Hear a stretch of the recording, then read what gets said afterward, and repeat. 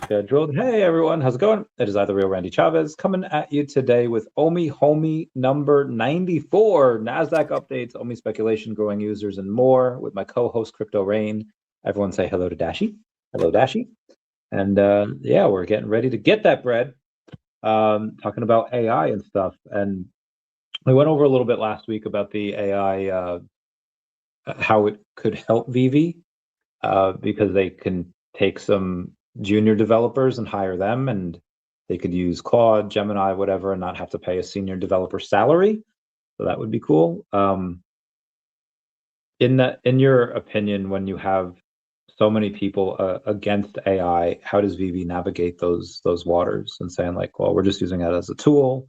You say this is the way, like just this is the way, and try to be ahead of the rest of the market, be ahead of everyone else. What are your thoughts on that? You have to, just to stay competitive, because everyone else's cost to develop is going to go down if they're using AI and you're not. So, and if your costs are uncompetitive, then eventually you can't price things where your competitors can, and you go out of business. So, of course, they're going to go that route. Why wouldn't they? Yeah, that's a hard one. There is, I think, somewhere around of, I think, $50 billion worth of money that was going to be spent on these AI data centers, but a lot because they were going to put it in relatively public areas. One was in upstate New York, and the people were like fighting back, like, no, we don't want this, because in other areas you've had higher electricity costs, higher water bills, and they didn't. So now it seems like the government's trying to push for these like randomly wooded areas where it's like, okay, no one's going to complain here because there's no neighbors for 80 miles. That's the thing that they're doing. But yeah, you have a lot of negativity towards the AI. But because a lot of SaaS companies are being traded at lower multiples than they have been in years, and VeVe's hopefully about to be going public. We'll cover that in a minute. Do you put your foot on the gas? Do you just be like, okay, there's going to be some mistakes being made, let's try it a little bit, at first, a little bit softer approach, and then once we find out what works, then we put our foot on the gas? Or do you just go all in from day one and learn by doing? Well, the interesting thing about AI is there's a learning curve, so you got to learn by doing. So going all in, I would go partially in, so you can figure out what best practices are. It's too early to really know, and things are evolving. Like the AI is getting markedly better and markedly cheaper as they go along. So things using AI, it's faster and better and cheaper each iteration. So like that's good news.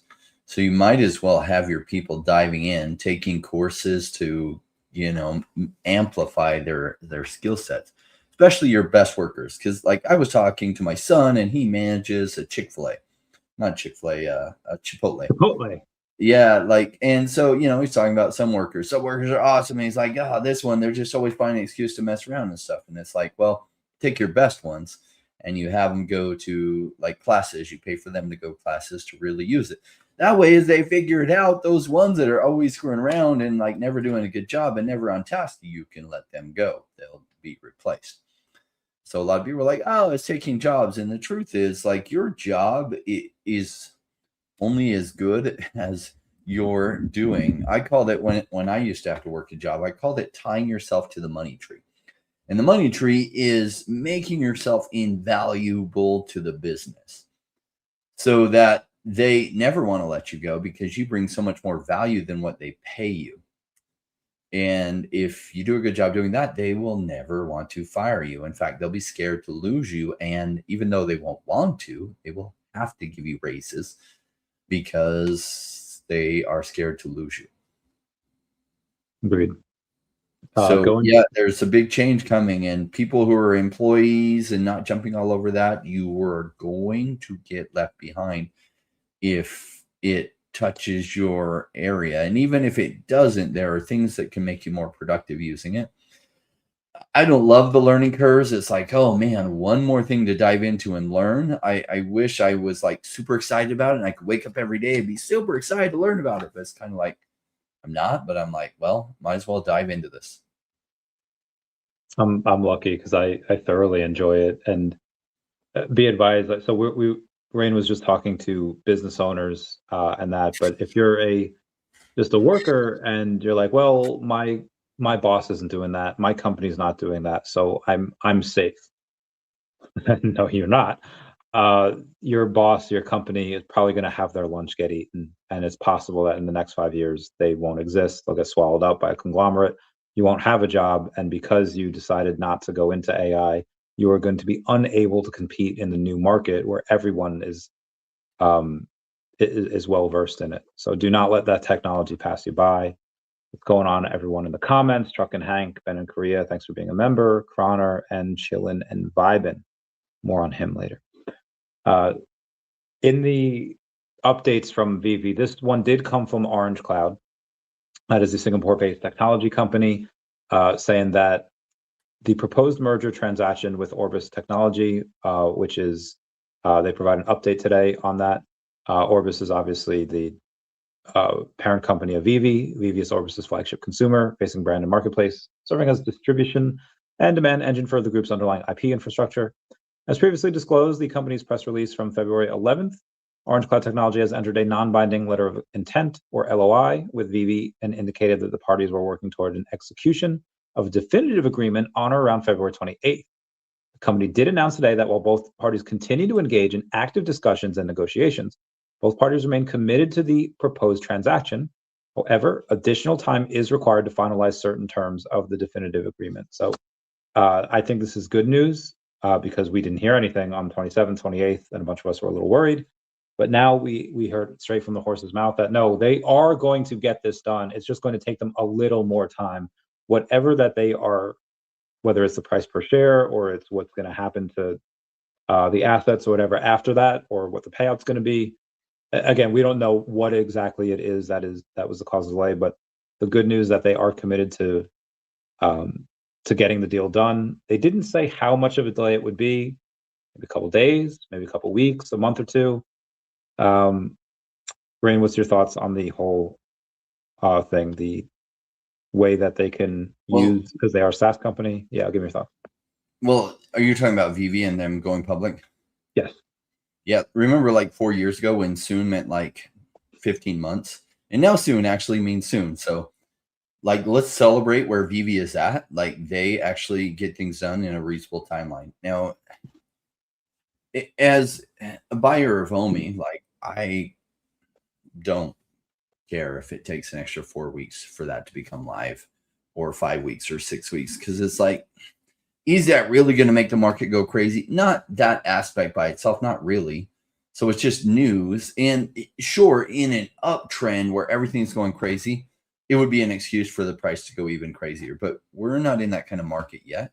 So it's like, cool, David will get it done when he gets it done. And in the meantime, like, what's the use of being impatient about it? It's like, yay, that needs to happen. It's like, okay, so it takes 4 weeks or 2 weeks or a week. Irrelevant. And basically, I'm pretty patient. I'm really just waiting till everybody's FOMOing into crypto. And that time isn't yet. Would have loved if I had my magic crystal ball or my magic wand, and could have said when I wanted it to happen. It would have been March last year. But it didn't play out that way because I don't have a magic wand. And so now we're just waiting for that time period. In that time period, I think OMI goes crazy and everything will be seen as good news. Agreed. We could be next week. It could be 18 months from now. Could be longer. Could be anywhere in between. But speaking of next week, maybe next week we have since the last time we had spoken on the OMI is My Homie show. I can't believe episode number 94. Since the last time, the U.S. has carried out multiple bombing operations in Iran in conjunction with Israel. Qatar jumped in last night. UAE is considering jumping. There's a whole bunch of bombing stuff going on. And you would think, because the market does not like uncertainty, everything would go, but it didn't. It stayed relatively where it is. It's been up to 70,000 a couple times. And I think part of the reason is because you just have wars can be good for the economy. You have people spending. You have the Fed that historically in times of war have cut rates, and through that, obviously, it because the government has to borrow, and if you borrow, you want to borrow at lowered rates. So that's a possibility for it. It hasn't really affected alts. It hasn't really affected the crypto market at all. And just in your experience, because you've been here a lot longer than I have, has any other bombing campaign or any other military campaign affected crypto in a positive or negative way from what you remember? Well, usually negative, right? So going back to Korea and North Korea, when Trump was first in office, it impacted crypto to the downside. So it is interesting that this major event happens in bombing of Iran and taking out their Ayatollah, and then their next Ayatollah. Like, this is a big change, and usually that introduces a lot of stress into the environment. So the fact that crypto didn't move now means crypto's probably at its bottom. And I know lots of people are predicting, $48,000 Bitcoin and $35,000 Bitcoin. And at every bottom, if you look back at the charts, when it bottomed out at 14,000, people were predicting a $3,000 Bitcoin. So just because so many people are so bearish and they're saying it's going to go way down doesn't mean they're right. In fact, if so many people are bearish, the chances that they're right are very, very low. So I take this as a sign that the market's pretty close to the bottom, and momentum is going to go the other direction pretty soon. Agreed. I hope so as well.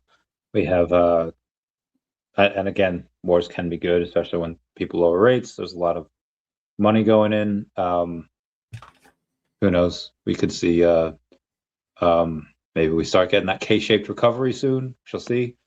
Mario says, I wish we would partner with Pudgy Penguins because I think it's a great IP and so much potential. Yeah, I think that'd be great. They certainly I bet you they would do it with the right introduction. I bet you they'd totally do it. Yeah. That VeVe would do it. I bet Pudgy Penguins would do it. There's not any downside for Pudgy Penguins. Yeah. I don't think there's any downside to either. There's not a downside for VeVe. Yeah. What's going on? Arcturus, JKRB. Yeah. When Pudgy Penguins had a Valentine's Day New York City event, a lot of them that were there, they were not Web3 peeps. There were a lot of Web2 peeps that fell in love with the GIFs and the memes and the stuff. And there's very few crypto people there, which was very curious. Yeah. So anyone that can get some eyes on the project, I think, can work. Now, speaking of eyes on the project, we've had a new announcement. 3 weeks ago, we had 1,600 people join the app in a week. 2 weeks ago, we had about 100 people, and in the last week, we've had about 300 people join. Now, the 2 to 3 weeks ago, you could say, okay, that was the ORKT news and the potential merger. That's why I had that many people. Okay, cool, makes sense. And then we went back down to 100. But then this week, I don't know why. It's possible because of the Krasu NFT, the head that we had that's supposed to haunt our vaults. And then we had the other day, like yesterday or 2 days ago, Friend Get Friend, very weird name. We'll talk about it. What do you think this Friend Get Friend, or why do you think we've gotten so many users, about 2,000 the last 3 weeks? And then what do you think this Friend Get Friend thing does for VeVe users as well? I don't know the Friend Get Friend thing, so let me see. It was like a announcement where they said, hey, now you don't need a certain amount of followers, you don't need to apply like the affiliate program had. All you need to do is just have an account, you generate a link. When you get somebody referred, the friend gets $5, you get $5 in gems, and it's called Friend Get Friend. Oh yeah, okay, I like that. They're making the incentive to everyone. I like that a lot.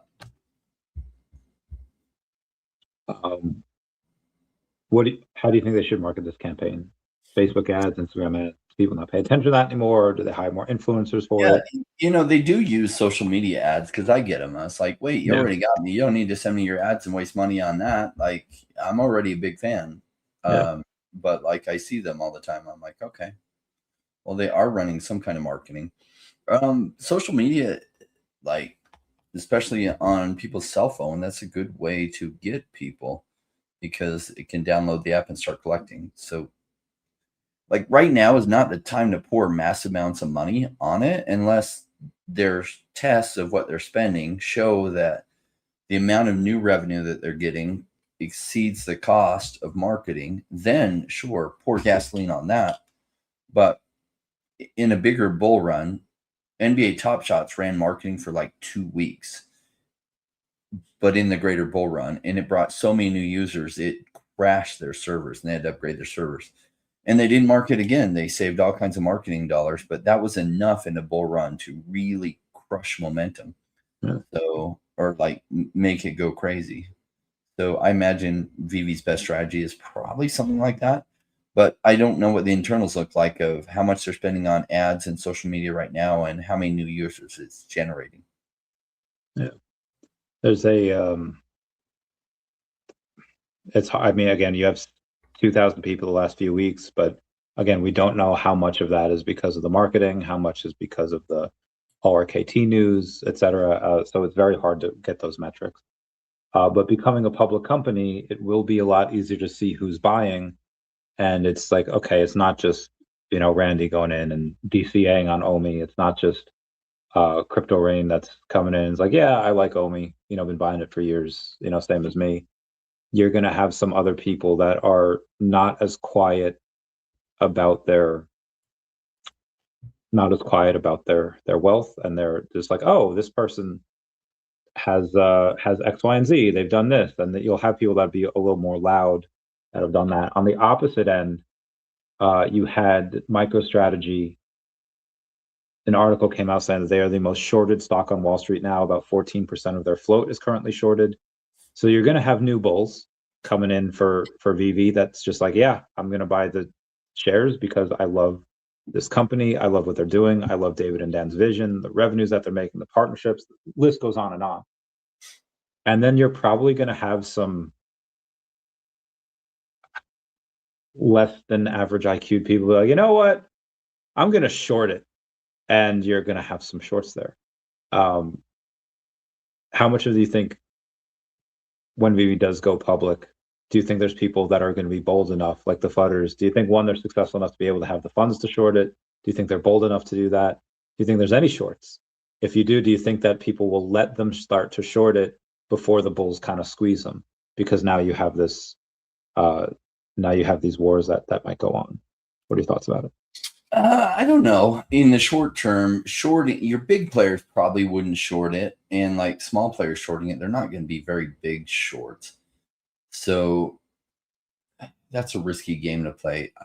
My recommendation to people trying to get rich in crypto is not to play with leverage at all, because leverage wipe you out real fast, and it puts a clock on things. So even if you're right, if you're not right in the wrong, if you're wrong on the timeline, then you end up losing all your money. So, yeah. Or you put a stop loss in, you lose a chunk of your money real quick. So, yeah, I don't like leverage trading at all. I strongly recommend people against it.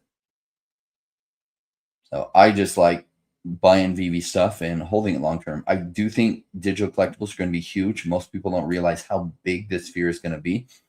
And so in the meantime, like, buying some of these collectibles that are really special and holding on to them, I love that strategy. Buying OMI, I think there is so much fundamentals behind OMI that when the bull run goes and people really realize how big of a deal digital collectibles are, I think OMI goes crazy. And it's one of my favorite undervalued cryptos, in my opinion, in the whole space.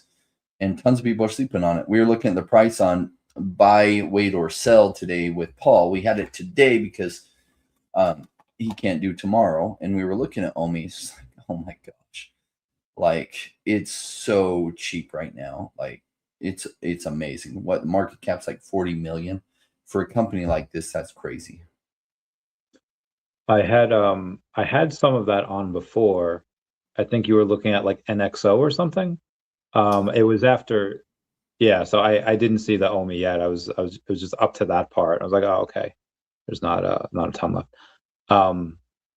Agreed. There's so many things to want. It's like that scene from Greatest Showman. It's everything you ever want. It's everything you ever need, and it's here right in front of you.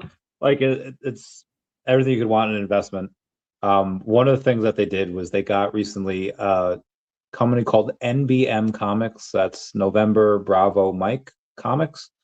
And I never heard of them before, but they have a Michael Jackson graphic novel that's like 100-something pages. You can get it for $20 over on VeVe Comics website. They did sell almost 300 of them, so it's like 6K worth of stuff that they got, which is cool. That's more than a lot of other comics that come out on that website. Were you a fan of the King of Pop? Did you ever see him live?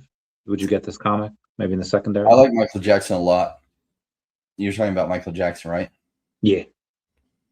Yeah, massive trendsetter, incredible. It's funny with the Epstein files, like some of the stuff that came out about Michael Jackson, and maybe he was even going to tell on some of the Epstein people. Yeah. And so he got smeared as a predator. Now, is that true? I don't know. I haven't really seen evidence that Michael Jackson was a predator. In fact, there's some of the, like Macaulay Culkin said, Michael Jackson like saved him from some of the bad people and talked him out of going to Epstein Island. So it's like, well, there's some indication that he's good, like quite a good guy, and that maybe his mysterious death had something to do with that. Who knows? I love his music and I love his dancing skills. His entertainment capabilities were amazing. He was obsessed with doing good performances, and he worked really hard. He had choreographers come in, work with him on the stuff, and a lot of his moves he invented himself. But I watched a lot of stuff on him because I was fascinated by him as a kid. And, you know, he kind of made breakdancing a thing, and there was a bunch of people who took it and went further with it. But as a kid, I was fascinated by breakdancing. So Michael Jackson and all the zippers on the leather jackets was like the coolest thing. And I wanted one so bad. But like I've said before, I was quite poor when I was a kid. So I did have my first job when I was 8 and was able to save up for things. But an Atari took precedent over a leather jacket with lots of zippers. I feel you. For me, Nintendo and video game stuff, yeah, it takes precedence over a lot as well. One of my favorite TikToks that I've seen was this. It was a repost or a reaction of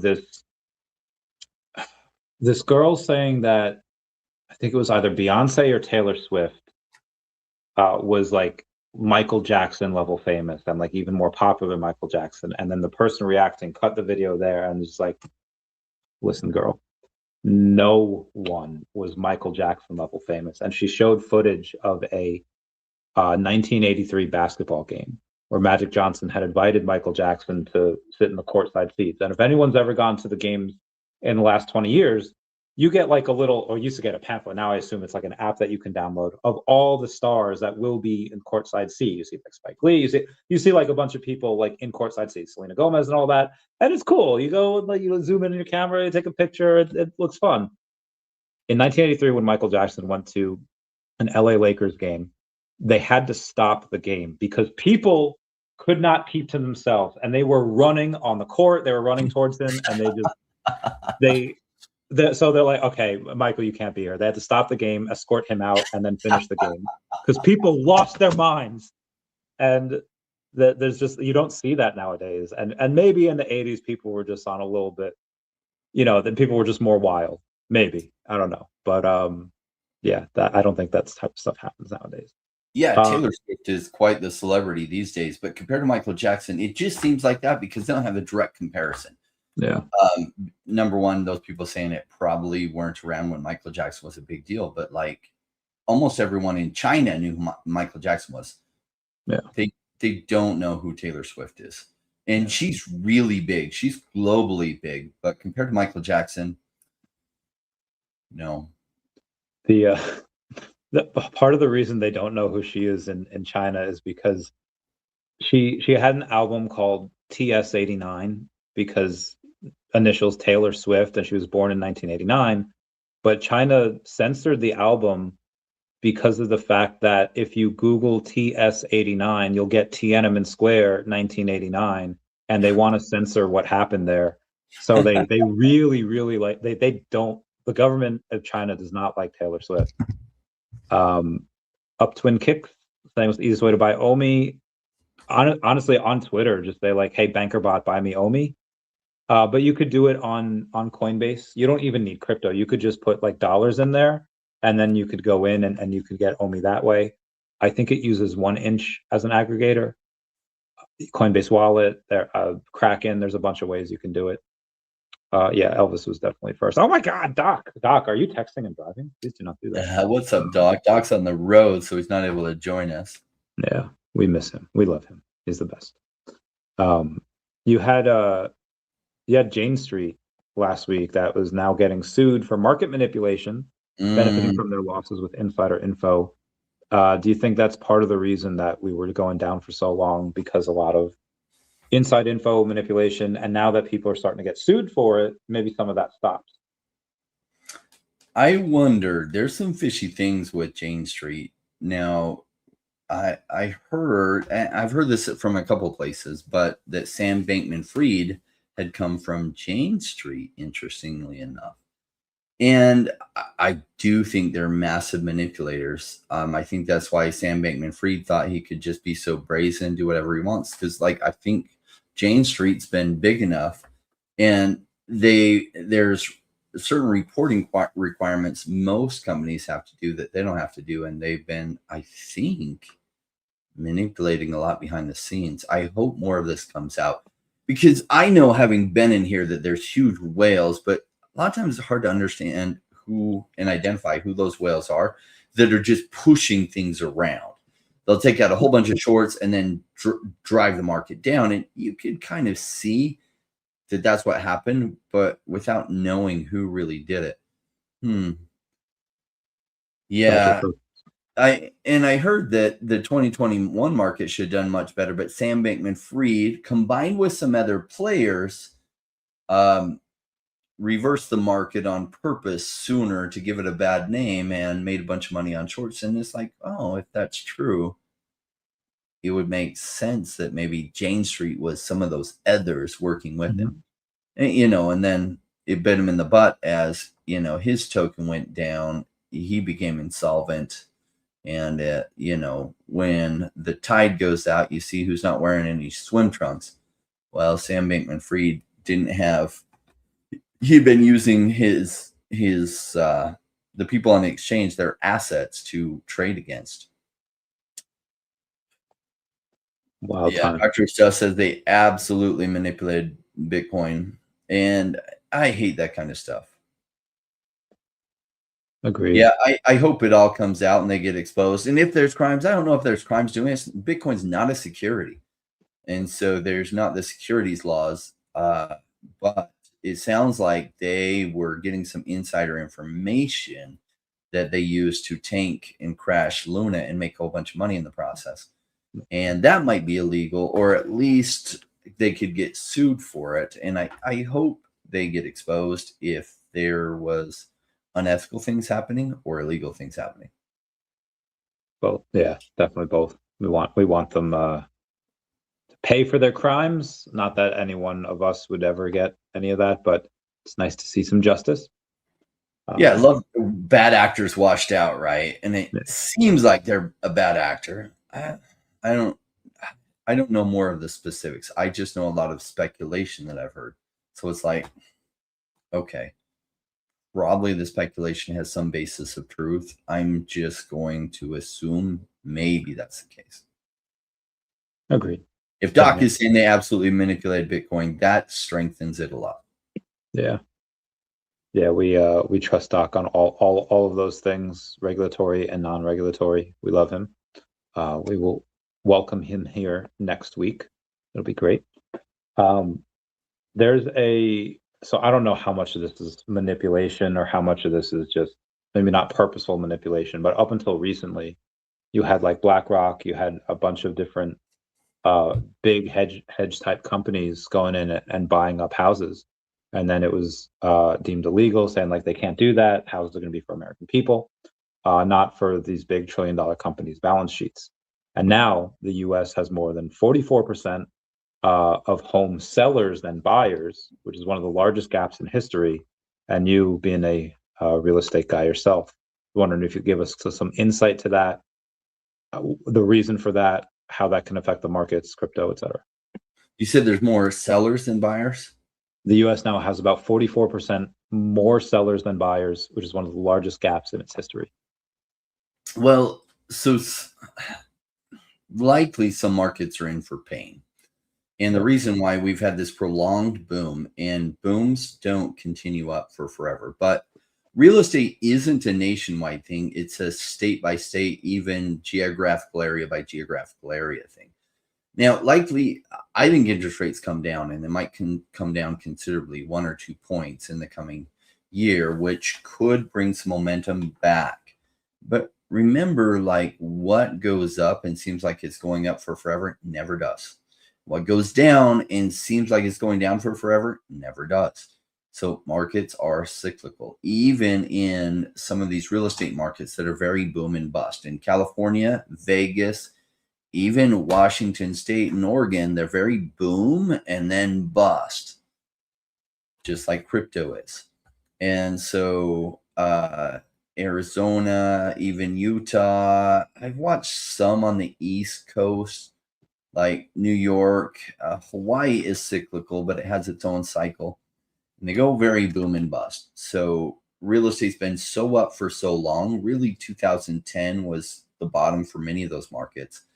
In 2021 to 2023 was the top for many of those markets. And so what goes up doesn't go up for forever. Now, some markets may still continue somewhat strong if interest rates come down by 2 points. But under the Biden administration, interest rates went up to like 7 and 8% for home mortgages. So a lot of people who are in existing homes, if they just keep their home with their 3% mortgage they might have, why would they move? So that massively slowed down the real estate market. So over time, more and more sellers have come on the market and those homes haven't sold. And the buyers have already bought, but you know, they're maybe refinancing their current home, but they're not incentivized to move. And it's taken a lot of the momentum out. So when prices feel like they're going down, well, less buyers come into the market because they don't feel any urgency to buy. And so, of course, things are slowing down. I expect many of those markets will continue. Now, buying season is March through, say, September. So they'll probably see things increase March through September. Some of that inventory will come off, and more buyers might exceed sellers for a while, but then it will slow down again. And some of those markets will probably see a retracement on their prices. But we'll see how interest rates come down. I'm just guessing that interest rates will come down by 1% or 2% under the new Fed chairman. Don't know that for sure. Back forever ago, he was very hawkish, meaning he's more likely to keep interest rates high. But it seems like he gets that there might be some massive deflation coming. And massive deflation, when you introduce something like AI, it's a game changer for productivity. So businesses can create way more production without huge amounts of additional inputs. So what that does is they can produce the same things for far cheaper. In fact, sometimes they can produce more for cheaper. And so they can lower the price on their products, which starts bringing prices down. If prices start going down massively, that creates some deflationary pressure. And it's okay to print like crazy in that environment because there's lots of reasons why you don't actually want prices across the board to go down tremendously. You don't want massive deflation. Agreed. Doctor stuff, going back to the Jane Street, says they were already sued for sketchy stuff in the Indian stock market. They had to give back a lot of money, and the Indian stock market changed laws around derivative positions due to Jane Street. Damn, did not know that. Like also Yeah, a lot perhaps the U.S. needs to make those same changes, bastards. They might. Doug also says a lot of buyers can't afford homes at these prices combined with current interest rates. Agreed. Housing prices have gone up a lot, while the median salary or average salary has not gone up that much. It has not kept up at a commensurate rate. So maybe you see it come down a little bit because it has to. Yeah. The 14FU F9H saying, will we have an alt season? I believe Raoul Pal is right on this. So that is coming. I think so many people have turned so bearish, and that's a good thing. One of the things that really bothered me in 2025 is there was a lot of reasons to believe we would probably have an alt season in 2025. Historically, from 2013, 2017, 2021, it had been every 4 years, and that had happened twice. So it was like, okay, the Bitcoin halving is in 2024, and the year after the Bitcoin halving, we would have not only a Bitcoin ramp up, but then a lot of that would flow into altcoins. One of the concerns I had, though, was that everybody expected it. Now, in 2021, not everyone expected it. That pattern had only happened once. Many people said, I was in the crypto space then, there was not this general belief that there was going to be a 4-year cycle. In fact, me talking about that, a lot of people argued with me. Well, then it happened just like that. So in the back of my mind, I'm like, I was a little bit concerned, or a lot concerned last year, that so many people were so sure there would be a 4-year cycle that I'm like, this high percentage of people can't be right. It never happens that way. So sure enough, we've seen it take extra time. Also, I think a lot of what's driven that is that interest rates have been so high. So we haven't seen a huge debt refinance that Raoul Pal talks about, which flushes a lot of money into the system when this big refinance of this long-term debt happens every 4 to 5 years. Now, normally it's happened every 4 years, and that should have been last year, but it didn't because interest rates were so high. So hopefully it happens this year as interest rates come down, all that long-term debt is refinanced, as well as quantitative easing, bringing more money into the economy, and altcoins go boom. When all these people have jumped out of altcoins, it's like, well, shoot, I try to tell them, don't sell when it seems like it's boring. Don't sell when it seems like it'll never happen. You just hold these positions long term. Try to be in companies where you feel strong that they have enough runway and they have the right team that when the narrative flips around, they can do quite well. But right now, there's many companies like that whose token prices are absolutely savaged. So there's all kinds of deals out there. So many people are passing it up. Agreed. There's Colette 911 says, I think the next bull run will start sooner than rather than later to fool the majority once again. Expect a very bullish 2026.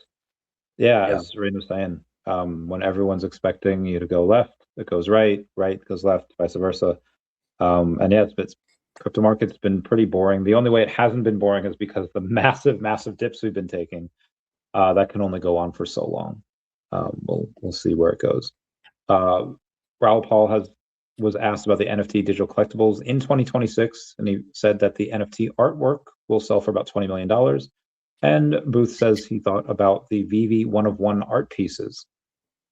That is another feather that David has in his cap. Obviously, you have the users on VeVe and you have the sellouts, but on his website, not on the app.vv.me website, you can bid for the one-of-ones, and they go for thousands of dollars, sometimes tens of thousands.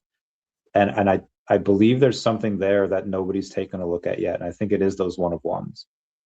What are your thoughts on those? I don't believe you have any, right? No, I haven't bought any of them. They go for quite a lot. And so I just like more predictable items, or what I feel are more predictable, because some of those one-of-ones will probably go for a shit ton in the future.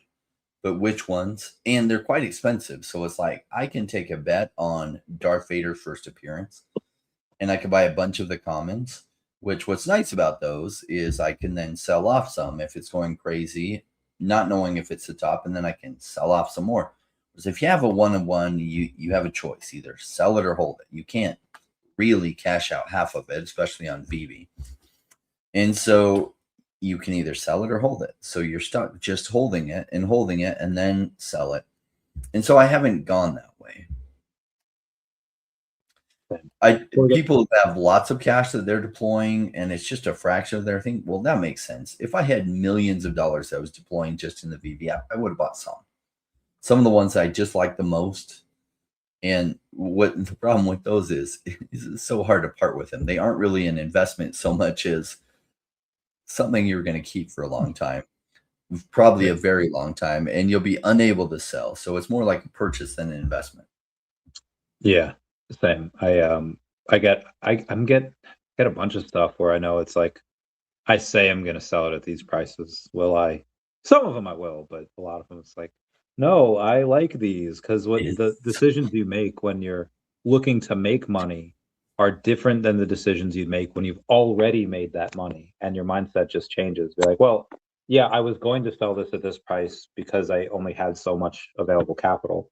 Now that my available capital has risen at an insane rate, then it's like, well, now I don't need to sell, and your vision changes. Bruno asking us to try to predict the future here, saying, what are the chances 0 to 100% of OMI ever getting to 50 cents? I'd say eventually at some point it's pretty good, especially if they keep burning, especially like you're going to have probably a long timeline on this. But yeah, I think we can go to 50 cents in the yeah. next 10 years. Next 10 to 20 years, I think so. I think the chances are pretty strong. Yeah. If VeVe becomes the #1 digital collectibles app, I don't see why in 10 or 20 years it wouldn't go to 50 cents, which would probably be a couple different cycles. Yeah. Booth lesson before we get to the rest of our show. If something's bought for expensive prices at the bottom of a bear, maybe it's one of ones, and imagine how much it's sold for when we are bull all-time highs. I think we're always right. Millions. It depends on what someone's willing to pay for it. Like you had, and there's also depending on how much attention is on VeVe, because a lot of people were talking about Logan Paul's one of one, his PSA 10 Pikachu Illustrator, which had gone to Anthony Scaramucci's kid for 16 point something million. And Anthony Scaramucci had said that one of the approaches that we were trying to take with the card is to help AJ get exposure in the land of collectibles. And what the media attention around the card generated about $200 million worth of media buy. So he paid 16 point something million, wound up getting, a couple $100 million worth of media attention. So I think some people will go in and they'll buy one of ones and they'll do certain auctions. They'll show up at certain events because of the flex of people say like, okay, they get attention. And what is that worth? To a hermit, that's not worth anything, but to somebody that thrives on it, and you don't have to be like sycophant. You don't have to be like this big ego megalomaniac. You could just be someone that just likes it or can use that attention for their business or their platform. I think a lot of people will start to buy a bunch of these things specifically for that attention. They will. That's my belief is when the sheikhs and a lot of this oil money comes in, they just think about money differently. Sometimes the price they pay for things is part of the story. So they're not necessarily trying to get the cheapest price because how many millions they paid for it is part of the story. And that's the flex. So them buying some things that they really want that they deem as cool for 10 million or 5 million or 20 million, part of the story. And for them, like if they have billions in oil money, 5 million isn't anything for them. Yeah. So like we'll see how this plays out and how many people with oil money come in, how many big influencers like Logan and Jake Paul get involved with digital collectibles. But I think eventually they do. And I think eventually they come into VeVe. VeVe's app is so easy to use. The scarcity, it's got some simplicity that a lot of other NFT projects don't have. So I think those are going to turn into massive strengths. Yeah. I want to get into the Akomi gold and silver coin, but before I get into that, a little preface of that. There was a buddy of mine, someone that I think you might have met, you might not have met. Don't say his name on here, but he was in a meeting at Mar-a-Lago like a week or two ago at a dinner that cost about $100,000 a plate. He happens to sit next to a family member of a big name. Everyone would know the name of it here, of a big brand. And they happened to do a deal where the guy invested like 10 or $15 million into a couple of his businesses. And it's like, oh, wow, that's, nice dinner. Yeah, you pay $100,000, you get 15, million in investing. It's like, yes, stuff like that can happen. That's not the norm. I'm not going to say that's the exception, but that's what happens when you have these you know, a lot of like fancy do's and howdy do's. The reason I bring that up is because you have the Akomi gold and silver, or the Akomi logo secret rare, which there is a group on that. There has been at least one meetup, maybe two, that Mr. MC1 has put on, kind of a sister group of the VeVe gold and silver logo in here via Figpin. And we got a gold and silver coin from our VeVe logos late last year, and the last couple of days we got to craft the secret rare Akomi logo for an Akomi coin, which is going to be about 1/2 ounce of silver. The silver content is not really about it. It's super scarce. It's like one of like 250, maybe 280, give or take. And the people that are in those groups maybe they can't give you like 15 million to your business, although some can. But I think that just goes to show the power of notoriety, the power of groups of that type of upper echelon. What are your thoughts about the gold and silver coin, the VeVe Gold logo? What that can do, what VeVe can do for those groups as it goes public, as there's more eyes on it, and what that group can do for VeVe, because it's not just a place where nerds just, you know, buy digital collectibles. Like, oh, there's some actual legit successful and powerful people here, and you know, okay, VeVe's not just amassing this group of nerds, they're amassing a lot more than that. Well, in the early days, when you're trying to get a collectible brand to take off, and VeVe has its own brand and is also an app, it feels like it struggles and struggles until it doesn't.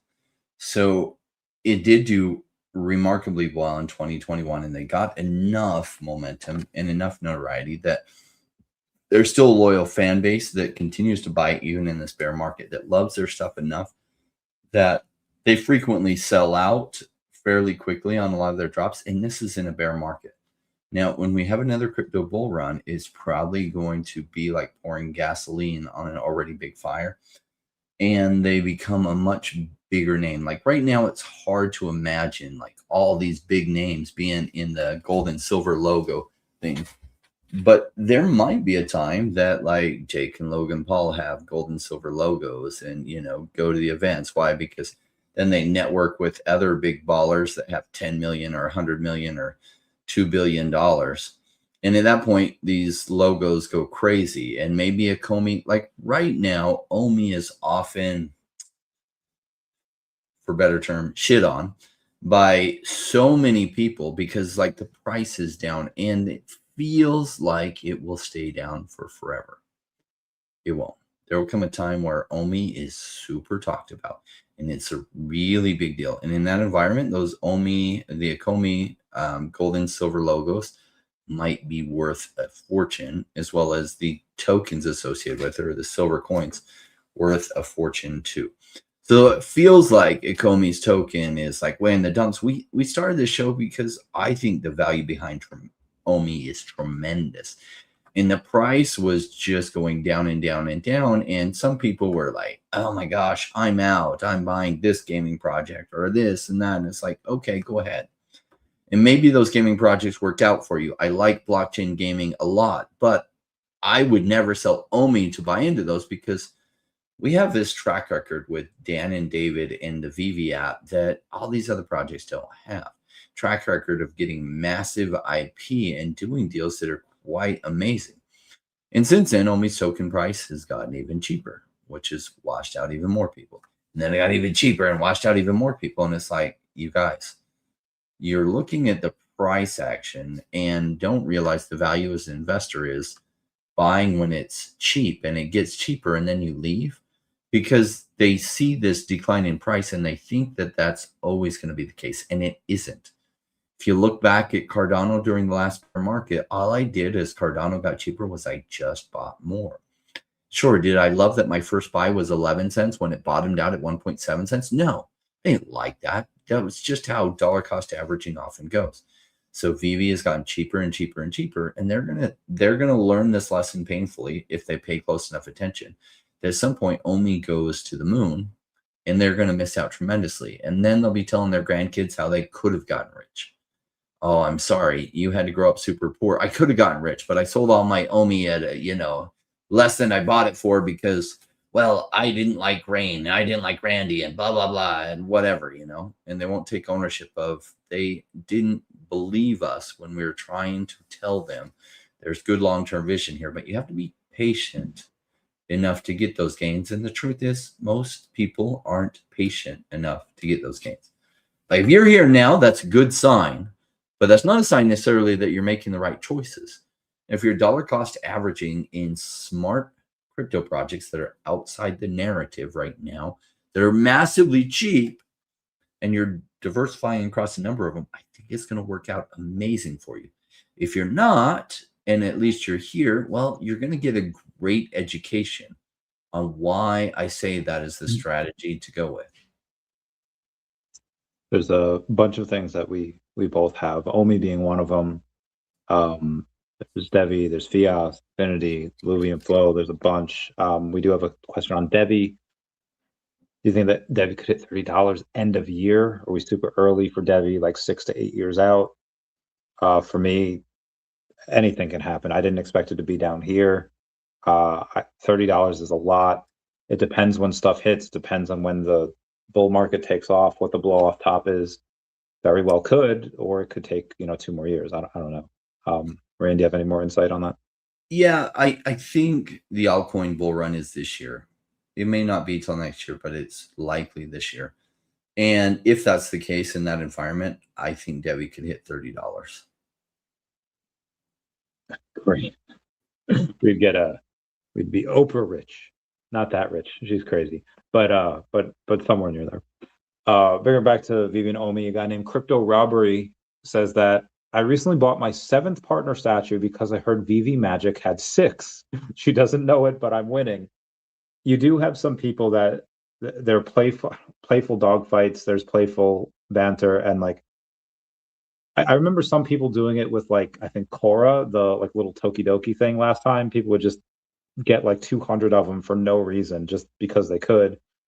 And there's some people that still do stuff like that because they like it. Like I stacked the unbeatable Squirrel Girl, not because of any ROI that I would get, probably be negative ROI on that, but just because I like her. She's cool. Squirrels are awesome.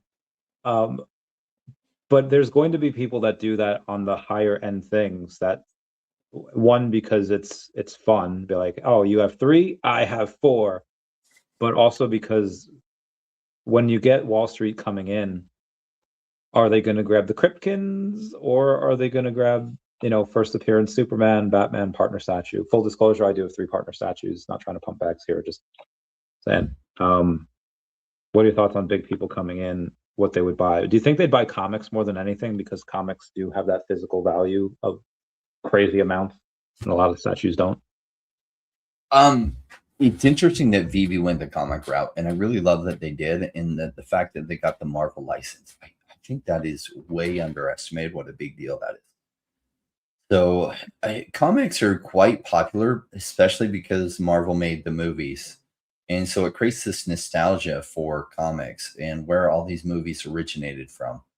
And I think some of these comics do extremely well in a bull run. And I think so many of them, these early ones, do really well in the coming 30 years. So it's like, which ones? Well, some will massively outperform others. I don't know which ones will have the highest multiples from here. I frequently pick up a few more, and this and that. I especially like the comics over the collectibles because some of them are so cheap and they're so scarce that I just like the potential over some of the collectibles. The collectibles seem to keep their original value better than some of these comics do. I think some people are missing the bigger picture with these comics. The collectibles too, like, I think these will do really well in the future. Now, some collectibles that just aren't really big names, that don't get high desirability, well, they'll do all right, but other ones will do incredible. I agree. Bruno Rodriguez saying that it's hard to keep up with. It's been 5 years that I've been in VeVe project, 5K invested. Really hard to still believe in this project. I understand, especially when you have other platforms that are going down. Like Magic Eden, they had, I think, raised a couple $100 million at over $1 billion valuation years ago, and they're closing up their NFT marketplace. Like they're still going to be existing as a business. They've just determined that it's counterproductive to keep the NFT marketplace because it costs more than it makes them. And it's like, okay, well, if Magic Eden, which at one time had like most of the transactions of NFTs on Solana, is closing up shop, what chance does VeVe have? Well, VeVe is obviously the biggest one out there, and they are, again, just to, like, think about that for 30 seconds. VeVe didn't have anywhere close to that many transactions on Immutable X as Magic Eden did on Solana, and Solana's closing up, or Magic Eden's closing up shop on their NFT marketplace, but VeVe is not. I think that says something about the team, about their foresight, about their management, their resource allocation. What do you interpret out of that? Well, just because you raise a bunch of money and you throw a bunch of money at a problem doesn't mean you throw a bunch of money at it effectively, which we see a lot of cases. Back in the dot-com boom and then bust, a lot of companies, all they do is like they had a little bit of an idea and a little bit of a product and or software, and they would do a public, they'd go public and they'd raise so much capital and they just didn't deploy the capital correctly. And a lot of those went out of business. So in the crypto space, you see that happen all the time, especially during boom years. So it's like, oh, $1 billion valuation, they raised 200 million. It's like, if they're not deploying that capital well, they won't survive. Now, VeVe has a track record. It has a track record that most crypto companies don't have. They've built an audience. They have real customers paying real money for actual collectibles. And that's why they keep surviving. And that's why they keep getting such good brands. Agreed. There's, speaking of brands, you had Crypto Robbery saying that, hey, actually, he requoted a guy named Mookie, 150,000 followers on X, who had said 2026 will be the year of NFTs. Let's make NFTs great again. He shows Pudgy Penguins, Nakimogos, Sport 8 Yacht Club, Little Pudgies. And then Crypto Robbery says, when I see posts like these, I laughed because a lot of these projects won't make it. Only a handful will turn into profitable IPs. Now, when you look at VeVe Official, they have 40 to 50-year-old proven IPs. We're in the golden age of NFTs and people still are only buying PFPs. When will they learn VeVe for the win? I think some of those things, like VeFriends, I think will do well. I think Pudgy Penguins and Moonbirds, you know, they have some staying power. Will the other ones that I can barely remember their names, I don't know. Or maybe you have like Chimpers as a dark horse, or maybe you have Claynosaurs as a dark horse. That makes it. But maybe Pudgy Penguins and Moonbirds don't. You know, again, we have no idea. At this point, like, because we have, I mean, they announced Avatar, and we'll go over that. I don't know if you've ever seen that, but aside from Pokemon, what other licenses could they get? Like, there's so many that we have already. Like, what are other ones that could give them a little bump? Because I can't think of any. They have so many good ones. They have enough good ones to go into the bull market with, but they keep adding more. So like G.I. Joe, Transformers, it would be so fun to have drivable cars and ships that are Transformers that could also transform into robots. Yeah, I'd love to see that. G.I. Joe, some of the things that I was a big fan of as kids. So they have Thundercats, or wait, did they announce Thundercats? Well, they have the Thundercats comic books, which are, the first one I read was okay. They had a Thundercats and Powerpuff Girls crossover. I didn't read that. I hope it's good. But they do not have Thundercats collectibles yet. Okay. Yeah, so maybe they will. Some of those big IPs from the 90s would be good ones. Yeah. G.I. Joe, like Transformers. What else is big IP? No, they're hitting a lot of good ones. And what I love about David is he's so dialed into the collector space. So, and he's so good at closing amazing brand deals. So I can say from my standpoint, I'm blown away at all the cool brands he's already lined up. And probably there's a lot more to come as far as cool brands. Like, he's crushing it in this space. Yeah. We backed the right horse. Speaking of new brands, Booth is asking if I think Avatar: The Last Airbender. Think that could be a VeVe Grail. There's going to be 2005 of those, so I don't know if it'll be a Grail. But I do think that the number 2005. I already put $1,000 bounty on it. I don't know if any other numbers would, but I think there's too many editions for it to be considered a Grail. Rain, did you ever watch Avatar: The Last Airbender? I watched a movie. I never watched the cartoon, but I think it could be a Grail, even with 2005 editions. Like, that's small compared to Darth Vader and some of the things that released like 3 years ago.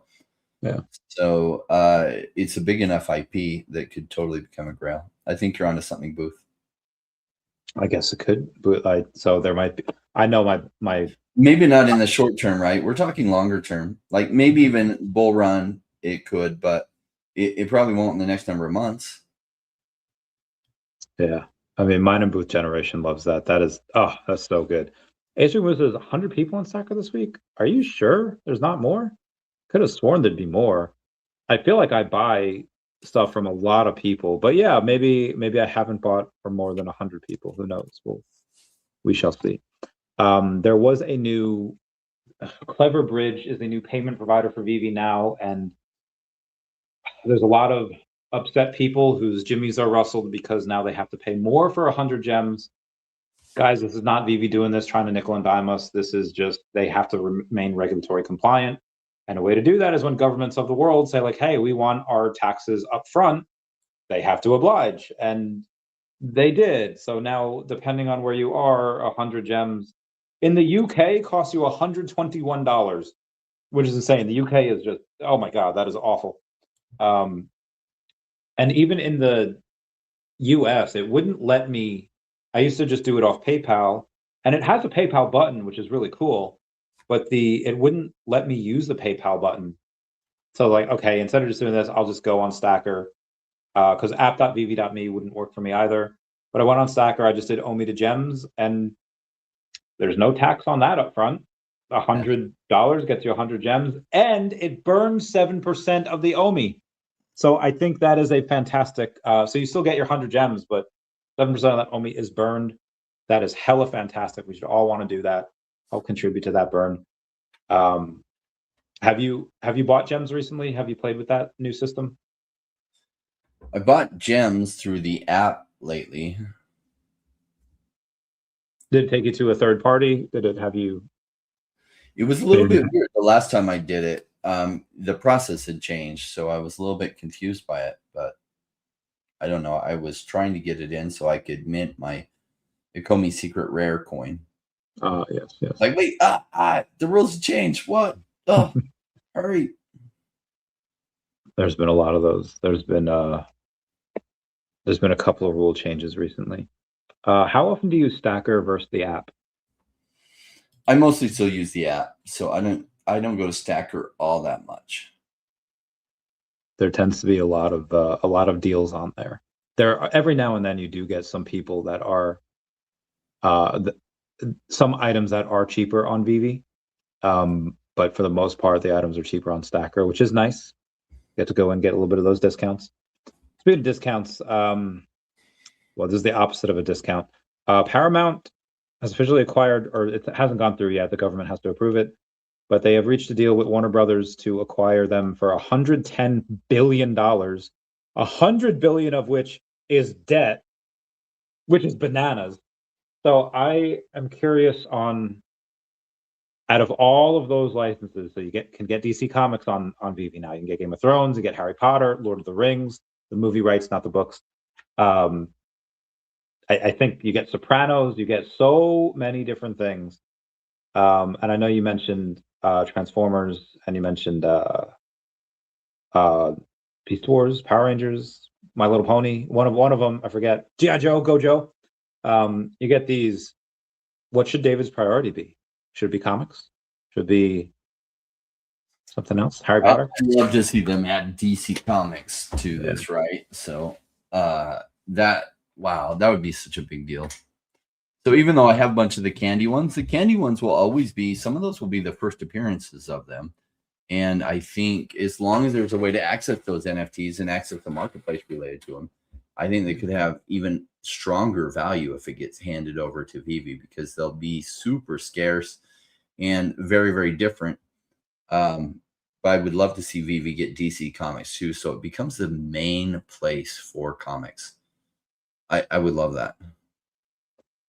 There's so many things to buy. It's like, okay, what's going to go up first? What, and you don't know, like nobody does. Elon Musk plans to have SpaceX file for an IPO valued at $1.75 trillion. And it's like, okay, well, why bring that up? What does that have to do with VeVe? Well, if you can't decide on which grail, whether it's Todd, Superman, the VeVe logo, Comey logo, whatever, it doesn't matter. And you're just like, I don't know the collectibles market enough. I don't know this market enough, but I do know TradFi and I do know stocks. And there's a chance that one day, not anytime soon, but one day that VeVe can become 100 billion, or even $1 trillion company. And they could just go in and buy shares. For someone that's been investing for a while, and especially for me, like a lot of my net worth has come from just shares of companies over the last few years, or little as has anything to do with crypto. Not saying that you sell crypto for it, but do you take some funds in the next 6 months, let's say whenever VeVe gets on there, that maybe were going to go into crypto, but instead you reallocate them towards stocks, towards VeVe, because crypto has not been working so much the last few years? Well, if crypto doesn't go up, then no. If crypto does go massively up and VeVe is for some reason cheap on the stock, then I would do it. But I'm not going to sell what's inexpensive to buy what is hard to know how expensive it is, unless it's clear how cheap VeVe is. So it's like, I think in the coming 6 months, when interest rates come down, I do think all we're waiting for is money supply growth. And so continued quantitative easing combined with interest rates coming down, I think in the coming 6 months, I think crypto, especially some of these altcoins, see some momentum. And in that environment, if OMI goes like 200x and VeVe's, for some reason, the VeVe stock price is cheap, great. The only other reason I would buy some of the VeVe stock, if they tie some collectibles to it, right? They're like, oh, if you have this much OMI and you have this much of VeVe stock and you have this, it's like, oh crap, you bastards. Now I have to buy some because like I get FOMO over that stuff. That's a lot of, I say bastards, but I would be happy, right? That's just brilliant. That it's just brilliant. And it gets people like me to take actions I wouldn't have otherwise taken, because I hate to miss out on that. There's I feel like that might be asking a lot, because it's like, okay, have collectibles have OMI, or have stocks have OMI, and then you get rewarded like that. I feel like that'd be asking for a lot if they the combination of all of that, right? And how would they be able to track it on their app that's like, yes, you have VeVe stock too, right? Because how would stackers say, for example, no, and be able to confirm it? Now, maybe by then there's a way, but for now, that would be harder. I mean, you have things that can seemingly be unconnected, but you can link them, like Credit Karma has ways to link your cards and your accounts, so this way it can track your spending and track your benefits. And I think if there are apps that can do that, you should be able to go and do that with the VeVe Stacker. Like there's got to be something they could add on, connect your E-Trade, connect your TD Ameritrade, whatever it is. Account, right? So yeah.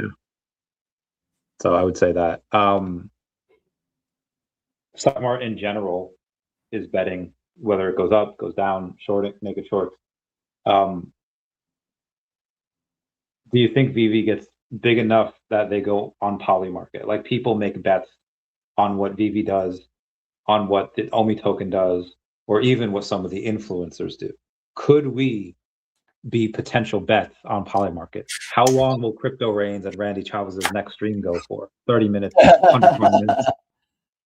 I think there's a chance that VeVe, number one, digital collectibles will become so big that will be, those kind of things will be on poly market. And if VeVe keeps the lead position on that, which I think they will, then people will be betting on VeVe things on poly market. And then Randy and Rain maybe someday creating some different types of fun videos together. And that fun. People betting on what are they going to do next. That would be great. I could see that. You sent me a video of something the other day that we could do, and that could be fun. Yeah, that'd be good. Call the show like Crypto Bros or something, or Randy and Rain. You know, one of my favorite lines from all time comes from Warner Brothers Animaniacs, Pinky and the Brain. And at the end of every show, you know, Pinky would be like, "What we gonna do tomorrow, Brain?" He's like, "Same thing we do every day, Pinky." "What's that, Brain?" And he's like, "Try to take over the world." Yeah. Hell yeah. That's such a good show. Such a good line. I love there was one episode, I think it was a Christmas episode, or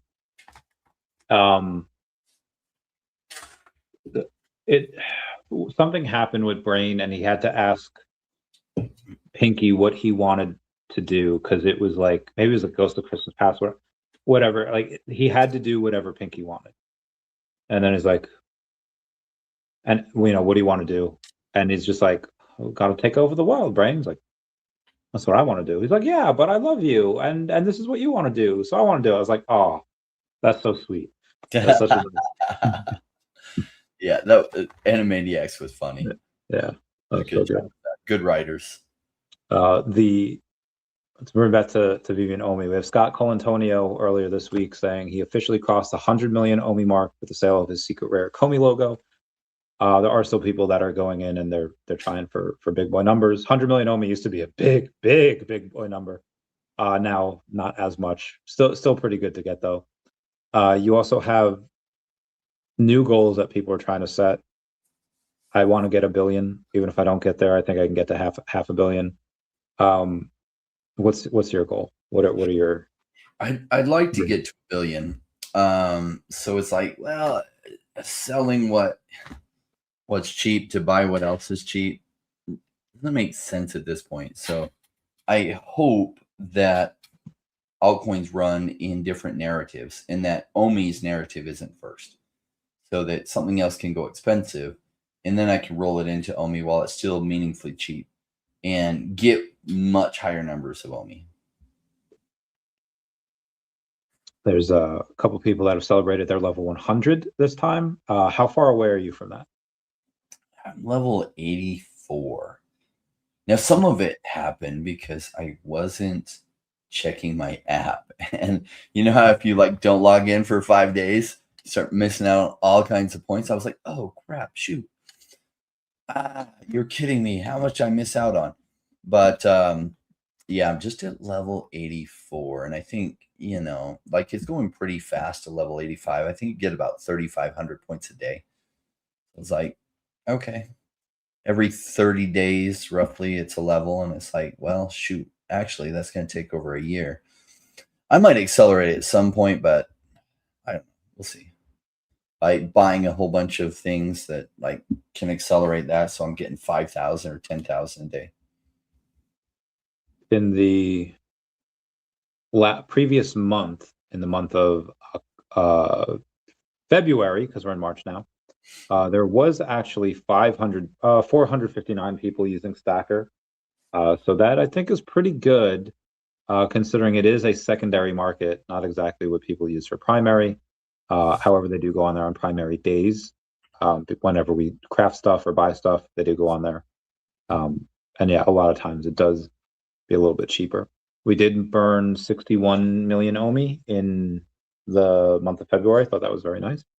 Very happy about it. And then Sean from Commerce and Crypto claimed that they gave their $2,000 bounty up to Death Trooper E11D that mint 1977. Whoever got that, congrats to y'all. Y'all got the spread. And we can't wait. Another comment, Dr. Sub says, I'm super close to level 100. Get it. I'm very happy. I hope you get it soon. Ferryman says today he was able to buy a grail to his collection. It was the founding year of DC, 1934. So that's not the year that Superman came out. That's just the year that DC was founded. It doesn't say how much he paid for it, but special mint numbers have been going pretty crazy. That's hard for me because who determines a special mint number. You could have, like, everyone can agree, maybe like the 1901 partner statue, or that, because that's the year Walt Disney was born, or maybe 1923, because that's when Disney was founded.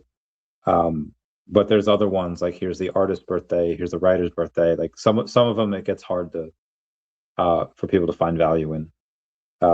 What's your take on mint numbers where you have people spending, I think last week, $69 million OMI for a Boba Fett one, because it was the year he came out? What's your opinion on those? Are they taking crazy pills, or are they just like, no, they're onto something? They're onto something. They're going to be a little bit more slow to sell because, and maybe if they do it auction style, it'll do just fine. But mint number is going to be extra special. So if I'm right and big money comes in, that'll be a flex that the big money will go for. So it has to be something that's meaningful, like Star Wars is meaningful. Disney and special numbers related to that are meaningful. So if you talk about IP that has meaningful things like DeLorean, if you get, I don't know what year the original one came out with, let's just say it's 1984, well, then that would be like meaningful. And you'll have people with big money going for those. And they do go for a lot more right now, but it's nothing compared to what we've seen. Now, I haven't gone for those. I'd rather just buy a whole bunch of the floor commons or something, because then I can take profits on the way up. I don't need to fill myself with a whole bunch of collectibles that I don't feel I can ever sell. Not at this point. Like, you know, when I'm worth 100 million or $1 billion, maybe I'll play with some of that. But for now, it's not time yet. Agreed. Same here. Is there a time frame on which you, maybe it's not a time frame, it's an amount of where you have enough? Okay, have enough collectibles, I have enough OMI, time to go to other investments and let this bag ride? Or is it just like, listen, you can never have enough OMI. As long as the price is down here, I'll keep stacking, even if it's down here for another, 18 months? Yeah, it's really price dependent. So I think we're like solidly in a green zone for my own, that I wish I had more available money to just keep buying at this price. And I would buy endlessly if it meant I got to $1 million, or excuse me, I'm well over $1 million. But if it meant I got to $1 billion and then 2 billion and then 5 billion, I would just keep buying. OMI's one of my favorites, where I feel like the chance that they survive until the coming bull run is fairly high. The chance that if they do, their token can go up tremendously is really high.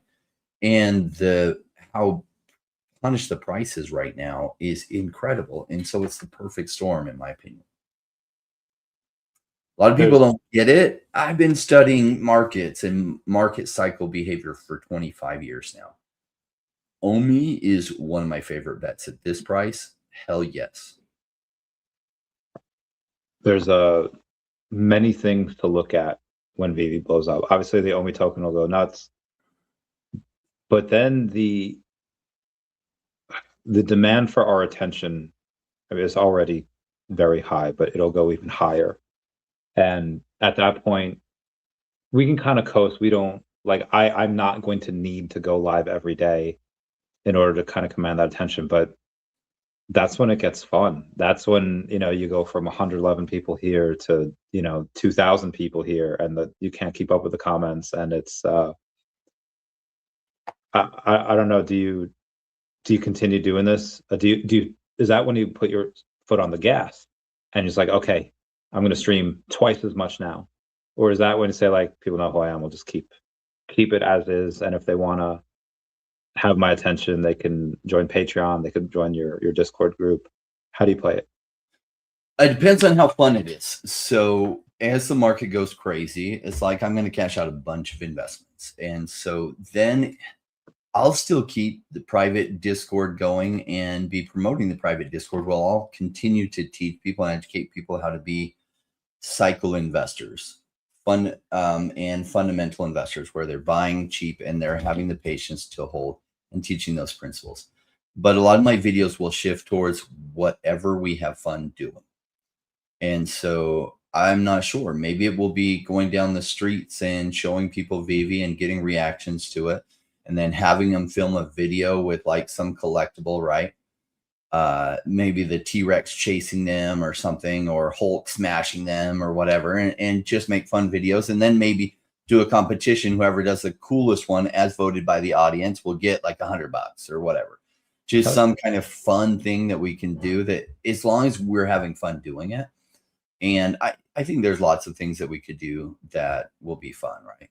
So yeah, I think I have a bunch of ideas already, especially when we have Avatar, like, because you know, so you have Aang, who's an airbender, so I could picture. You ever see that commercial on how to keep like bugs out of your kitchen? And this guy goes through all the ways to keep bugs out. And one way is he has like these like spotlights or skylights shining in there. It's like, and he's got like a bunch of glasses. He's like, bugs hate bright lights. And he keeps it in there so the bugs, go away. Another time he has these like bands that you have on like buses or like trams going from one part of the airport to another that you hold on to. And he's got them in his kitchen with a bunch of fans going on. He's like, bugs can't survive these gale force winds. And he holds on to. I think we did that for like Avatar. Be like, here, I'm trying to withstand Avatar Aang's, whatever Air Force attack that he has. Or we get sprayed with like a fire hose. Like, all right, Katara, give it to me. He water bends you like right in the face. I think those type of things would be fun. Those would be cool. They might. Yeah. Why not make the content along the lines of what is just like returning to our 5-year-old selves, our 5 to 14-year-old selves, doing whatever that, because what else is FU money for? So what I love about crypto is there's no better place to get FU money. I wish more people could understand how to get there and the patience it requires, the tenacity it requires. But once you understand that and you let it play out over the bigger cycle, the gains that you can have exceed anything else I've seen. It's really exciting to me. So it's like, I don't doubt that we're going to have another massive bull run. And when we do, it'll be harvest time. And then that will be FU level money. That it's like, we can just video having fun. And I think if we're just having fun, it'll go quite viral. And if it doesn't, who cares? Because we have FU money anyway. We can do it just for our amusement and play around with it. So, I show Speak famous because he streamed every day in his underwear for years. Maybe we could do that. We have different like dress up days. Be like, one day we dress up in a suit and tie, another day we dress up like 70s, and another day we dress up just as probably have like wife beater with like Cheeto stains on it and just play video game. That sounds fun. I would totally do that. It would be fun too to have impractical Joker type stuff where we have like comms and you have a piece in your ear and I have a piece in my ear, and then we like have each other walk down the street and we tell the other person what to say to these people, and the person has to say it. That would be so funny. Do not give me that power. That's a great way to get rid of like your fear. So we have this inborn fear. Now, I like to study the psychology of people behavior and why we do the things that we do. Why do you think I have such a pretty wife? I'm a decent looking guy, but it's like the better you can understand men and women and what women need, like it really helps you. But we all have this innate fear that like we'll get rejected and kicked out of the tribe and then we'll die. And so that's why we're scared to try new things. We're scared to say things that people won't like because 2,000 years ago, if you got ostracized from the tribe, you'd probably die. And you can override that. But to override that has to come through actually doing it and realizing you didn't die. And so as long as Brandy wouldn't make me say something that would make me die, then, over time, like those fears will go away. Like Leslie Chow from Hangover. But did you die? And every time they like, you had us do this. Did you die? Exactly. Yeah, there's a game. It wouldn't involve comms. It's not even a real game. It comes from the show Scrubs, and it's called Watch Her Leave. And it's when you see this is a horrible game. We would never play this, but it's when one of your boys is talking to like, a cute girl. You go up to him and be like, "We got the clap," and you just say like something that makes her leave. And again, it's a horrible game, but in the show Scrubs, that was hysterical. That would be fun. a game that we'll never play, but we'll decide. And we might have the audience pick. Like we'll have like 5 games, and we could have the audience pick. All right, which one do you want to see on our next video? That'd be fun. And we'll do some lives, and we'll do some like pre-recorded, because like say we're going to do a competition. We, talk to a bunch of people on the street, and then we have them film things. Like you wouldn't necessarily want to watch that live, because like that might take us 6 hours to get a whole bunch of people filming it and stuff. And then it condenses into like a 15-minute video. Yeah. Yeah, that's hard. That's a rough one. Anyway, anything you got before we take a bounce? That's all. I know sentiment is generally down. People are like, crypto and win crypto. And it's like, that's normal part of the process. The fact that so many people are bearish right now, I'm telling you, it's a good thing. I don't think this bull market is over. I don't think we're in for a 3-year or 4-year bear market. Altcoins never really hit. And that is meaningful. And the fact that so many people are turning bearish, I'm telling you, that's a good thing. So I'm very optimistic that we're in for massive money supply growth, and that's going to resonate really good for altcoins. So we'll see. There is a chance that I'm wrong on that, but I'm not wrong all that often. We'll see where it goes. Everyone, thank you for joining. And everyone say bye-bye to Dashi. Bye-bye, Dashi. We love you. Until next week. Can't wait.